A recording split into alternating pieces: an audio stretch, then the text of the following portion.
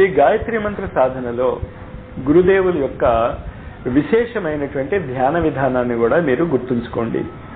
ఒక పెద్ద పళ్ళెంలో సూర్యోదయం అవుతున్న టైంలో 7-7:30 మధ్య సుమారు ఆ సూర్యుని యొక్క బింబం నీటిలో పడేటట్టు ఎదురుకుండా పెట్టుకోండి.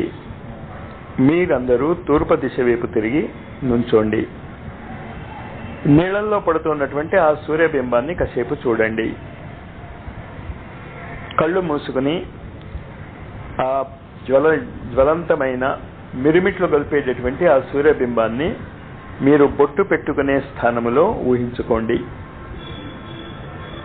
ఈ ధ్యానము చాలా చాలా ప్రముఖమైనటువంటి పాత్ర భవిష్యత్తులో వహిస్తుంది.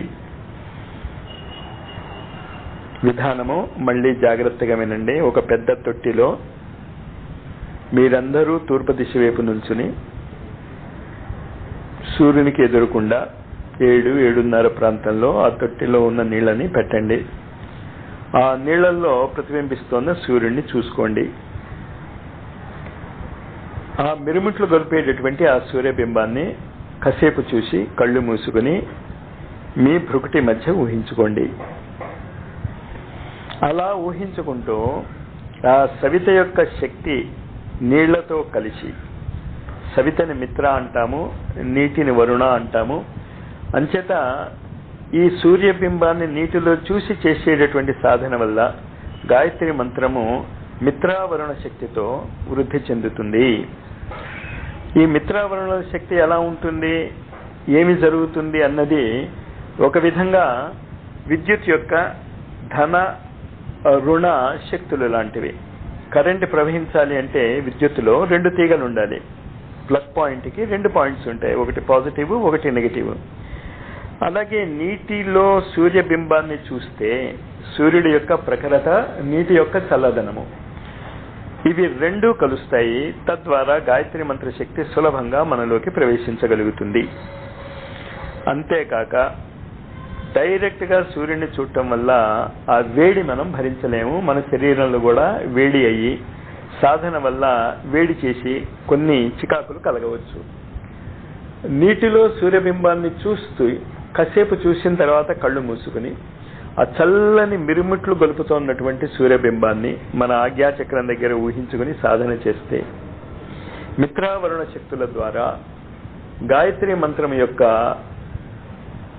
సద్బుద్ధిదాయకమైనటువంటి తరంగాలు మన శరీరంలో వ్యాపిస్తాయి. ఈ విధంగా 24 సార్లు మంత్రజపం చేసుకున్న తర్వాత ఒక చోట కూర్చుని మీరందరూ సామూహికముగా గురుదేవులు గాయత్రి మాత పటాన్ని పెట్టుకుని ముందు చేయవలసినటువంటి కృత్యములు, ఆచమనము, ప్రాణాయామము మొదలగునవి చేసుకుని నిర్ణీత సంఖ్యలో సామూహికముగా గాయత్రి మంత్ర జపం చేసుకోండి. ఈ గాయత్రి మంత్ర జప సాధనతో వచ్చేటటువంటి శక్తి సూర్యుడి నుంచి వచ్చేటటువంటి శక్తిని మనకి అనుకూలంగా మారుస్తుంది. ప్రస్తుతము సూర్యుడి నుంచి వచ్చేటటువంటి శక్తి వల్లనే ఈనాడు జరిగేటటువంటి యాక్సిడెంట్స్, హత్యలు, దోపిడీలు, పరస్పర ద్వేషాలు ఇవంతా కూడా ఎక్కువగా వస్తున్నాయి. ఇవన్నీ ఎక్కువ అవటానికి ప్రధాన కారణం ఏమిటి అంటే మనము సూర్యోపాసన మర్చిపోయాం. ఒక చిన్న ఉదాహరణ ద్వారా దీన్ని అర్థం చేసుకోవచ్చు. మనం ఏదైనా ఒక పని చెయ్యాలి అంటే ఆ అవయవాన్ని కదపాలి. ఆ అవయవము కదలాలి అంటే 2 పనులు జరగాలి. కదపాలి అనేటటువంటి ఇచ్ఛ ముందు మస్తిష్కానికి వెళ్ళాలి. మస్తిష్కము నుంచి ఆ అవయవాన్ని కదపాలి అనేటటువంటి ప్రేరణ రావాలి. ఇవి జ్ఞానేంద్రియ కర్మేంద్రియ నాడులు అని మనము చెప్పుకుంటూ ఉంటాం. ఇందులో ఏ నాడి అయినా తెగిపోతే, అంటే జ్ఞానేంద్రియానికి సంబంధించిన నాడి తెగిపోయినా, కర్మేంద్రియానికి సంబంధించినటువంటి నరము తెగిపోయినా ఆ అవయవము పని చేయదు.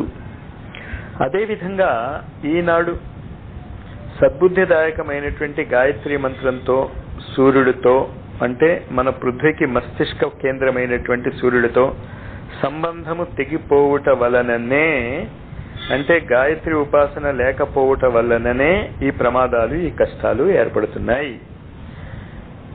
అందువల్ల గాయత్రి మంత్రోపాసన పెంచుకుంటూ గాయత్రి మంత్రోపాసన శక్తుల సంఖ్యను పెంచుకుంటూ దానిని వాతావరణంలో ప్రసారణ చేయటానికి గాయత్రి యజ్ఞ విధానాలను చేసుకుంటూ తద్వారా ఆ శక్తిని ఎక్కువగా ఉపయోగించుకోవటానికి గోపూజ చేసుకుంటూ మనం ఒక విశేషమైనటువంటి కృషి చేసుకోగలిగితే రాబోయేటటువంటి రోజులలో భారతదేశం ఒక అద్భుతమైనటువంటి ప్రపంచానికే జ్ఞానం ఇవ్వగలిగేటటువంటి కేంద్రముగా మారుతుంది.